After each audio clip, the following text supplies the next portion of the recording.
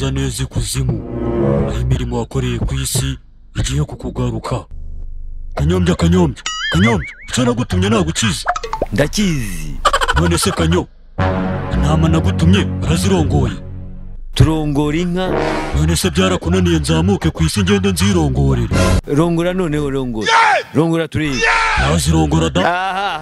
Nazirongora zose. Izo mu migina, iza Sodoma n'iz'injamena. Ko wikanze Kanyo, ngaho bazimana niba byananiwe.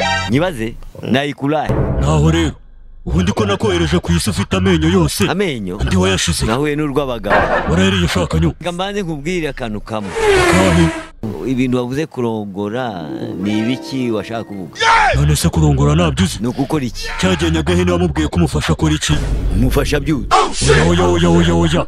Yaravuye kwa kwande. Ntabyo nzi Kanyo, niwo ubizi. Ntago mbizi da, niwo ubizi urarongora, wowe uri burongora bitubwira uko bimeze. Mva rero umubwire. Ngiye kugusubiza ku isi. Subira iwanyu mu biyahuze. Iwacu nta muntu wigeze yiyahure. Iwanyu bariyahuye se?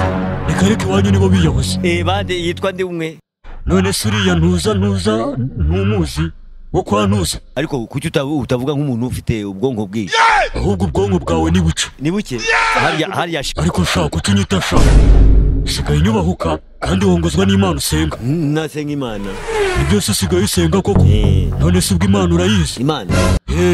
Imana ni iki? Imana ni yaturemye tutazi ariko tukaba turiho.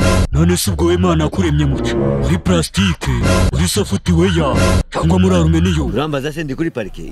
None ubwo urambaza iki? Ngiye icyo nkubaza ndashaka kubaza. Mbaza iki Kanyombya we? None se nukuvuga ko Imana ntazi ko irahari ariko ntabwo tuyizi. None ubwo Imana izwi n'abande? Abayimenya n'abayisenga. Abatayisenga se babaye iki? Barabizi. Bande se? Abajura nubona ukuntu bapasa. Ngo se bapfa nk'uko Yesu wanyu yapfuye? Yesu?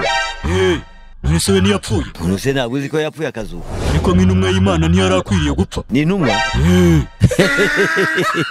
Yesu ni Imana yavukiye mu bantu. Imana ishaka kwigaragaza kugira ngo ibereke ko iri kumwe nabo. Ngo ni Imana yavukiye mu bantu? Winyifatira shaka Nyo, wowe uzi aho Yesu yavukiye? Ndeka nkubwire ko Yesu yavutse kuri Mariya. Ukuntu yavutse mu buryo Imana yakoze ibitangaza.